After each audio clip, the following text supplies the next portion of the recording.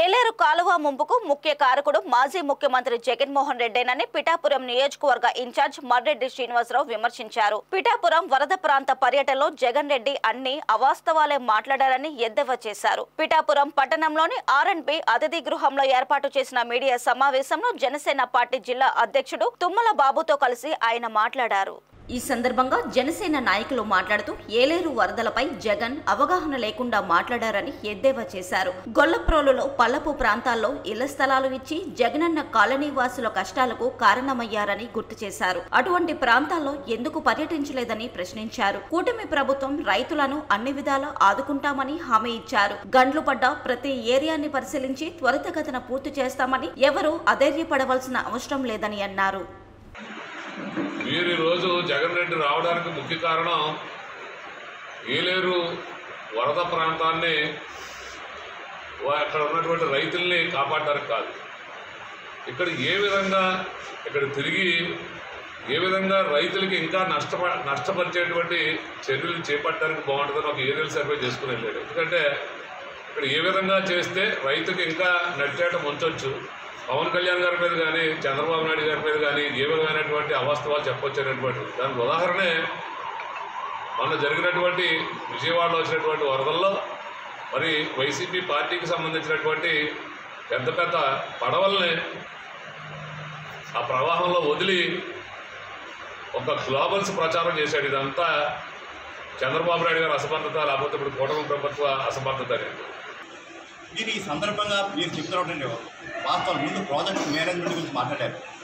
ఏమనంటే ఇంత వరద హెచ్చరికలు వచ్చినప్పుడు ఏమాత్రం కూడా ప్రాజెక్ట్ మేనేజ్మెంట్ని గాలికి వదిలేసి అవగాహన లేకుండా ఇదంతా మ్యాన్ మేడ్ ఫ్లడ్స్ అని చెప్తున్నారు.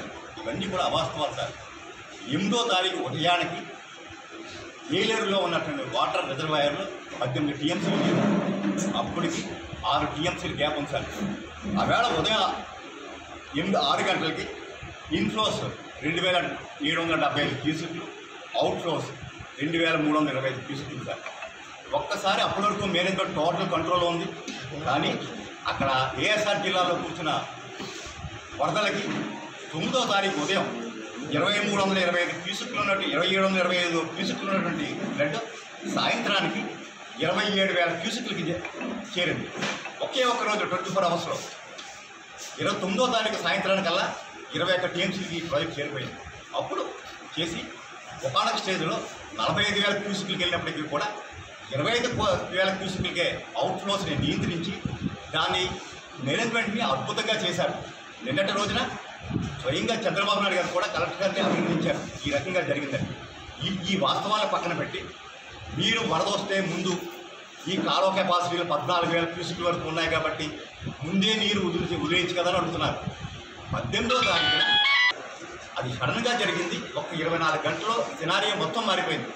ఆ రకంగా కూడా ప్రాజెక్ట్ని సవ్యంగా నిర్వర్తించలేదు, ఫ్లడ్ కంట్రోల్ చేయలేదు, ఇది మ్యాన్ మేడ్ ఫ్లడ్స్ అన్నది కూడా పూర్తిగా అవాస్తవం. ఆయనకి ఎవరో ఇచ్చినటువంటి ఇన్ఫర్మేషన్ చదివి ఆ రకంగా కూడా చిత్రీకరించడానికి ప్రయత్నం చేస్తున్నారు.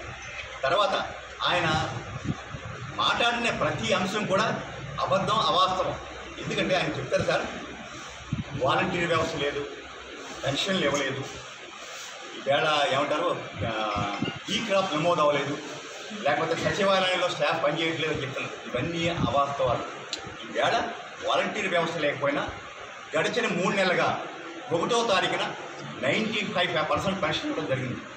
ఆశ్చర్యం, మన రోజున 1వ తారీఖు సెలవు వస్తే 31వ తారీఖుని రాష్ట్ర వ్యాప్తంగా వర్షాలు కురుస్తున్నా కూడా పెన్షన్లు 31వ తారీఖున ఇవ్వడం జరిగింది. అదేవిధంగా ఆయన ఆరోగ్యశ్రీ గురించి మాట్లాడతారు. ఆరోగ్యశ్రీ ఈయన మార్చిలో ఉండగా హాస్పిటల్ అన్నీ కూడా మేము వైద్యం చేయనని నిరాకరించి మానేశారు వాళ్ళు.